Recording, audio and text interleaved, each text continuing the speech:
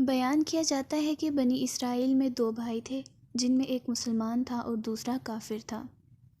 دونوں دریا کے شکاری تھے۔ کافر بت کو سجدہ کرتا تھا، مگر جب مچھلیوں کے لیے جال تیار کرتا تو اس میں ڈھیروں مچھلیاں آ جاتیں کہ اس کو کھینچنا بھی اس کے لیے مشکل ہو جاتا، مگر مسلمان کے جال میں صرف ایک ہی مچھلی آتی تھی اور اسی پر صبر کے ساتھ خدا کا شکر ادا کرتا تھا۔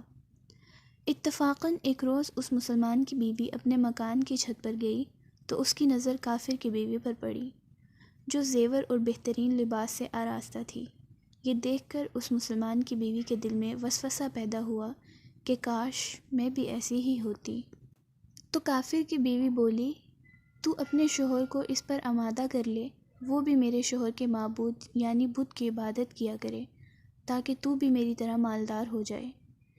یہ سن کر مسلمان بھائی کی بیوی کچھ غمزدہ سی ہو کر نیچے آئی، اور جب اس کا شوہر گھر آیا تو اس نے بیوی کا حال متغیر دیکھ کر دریافت کیا، آخر کیا بات ہے جس سے تو اس قدر غمزدہ معلوم ہوتی ہے؟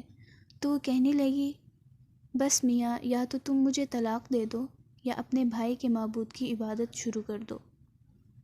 یہ سن کر اس کے شوہر نے کہا، خدا کی بندی، تو خدا سے نہیں ڈرتی؟ ایمان کی دولت ملنے کے بعد یہ کفر کی باتیں کرتی ہے۔ تو عورت بولی، بس مجھ سے اب زیادہ باتیں نہ بناؤ، میں بھی دوسری عورتوں کی طرح اچھا لباس اور اچھے زیورات پہننا چاہتی ہوں۔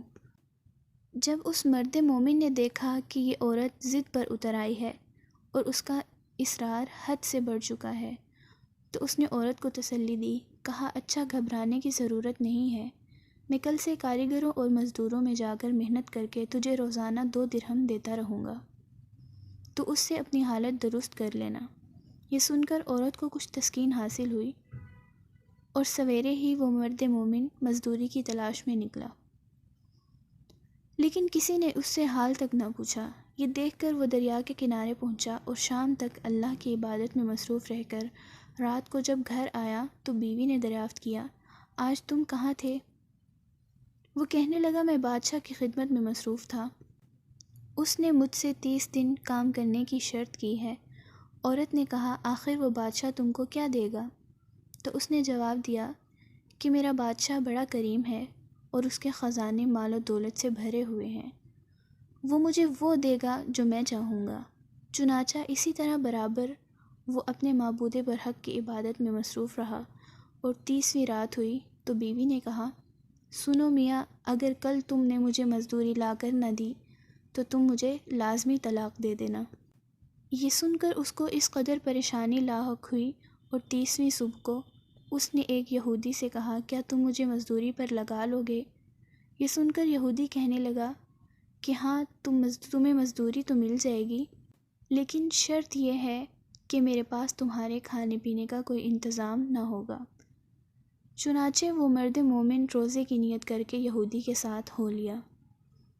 اللہ تعالیٰ کے حکم سے ایک فرشتہ 29 اشرفیاں ایک نورانی طباق میں لے کر اس کی بیوی کے پاس پہنچا اور کہنے لگا، میں بادشاہ کا قاصد ہوں، اس نے یہ اشرفیاں لے کر مجھ کو تیرے پاس بھیجا ہے اور فرمایا ہے کہ تیرا شوہر ہمارے پاس کام میں تھا، ہم نے اس کو نہ چھوڑا یہاں تک کہ اسی نے ہم کو چھوڑ دیا اور یہودی کے پاس چلا گیا۔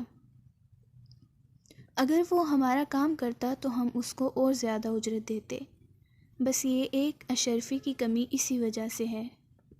چنانچہ وہ عورت ان اشرفیوں میں سے ایک اشرفی لے کر بازار گئی۔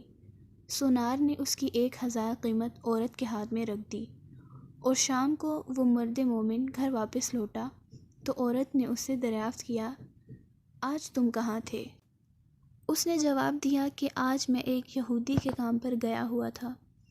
تو بیوی کہنے لگی کہ آخر بادشاہ کی خدمت ترک کر کے تمہیں دوسرے کی خدمت کیوں کرتے ہو؟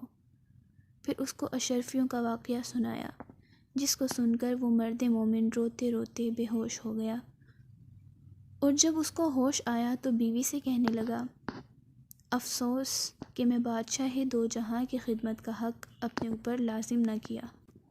اس کے بعد اس شخص نے عورت کو چھوڑ دیا اور پہاڑوں پر چلا گیا، جہاں خدا کی عبادت میں مصروف رہ کر اس کا انتقال ہو گیا۔ اللہ تعالیٰ سے دعا ہے کہ اللہ تعالیٰ اس پر اپنا رحم فرمائے، آمین۔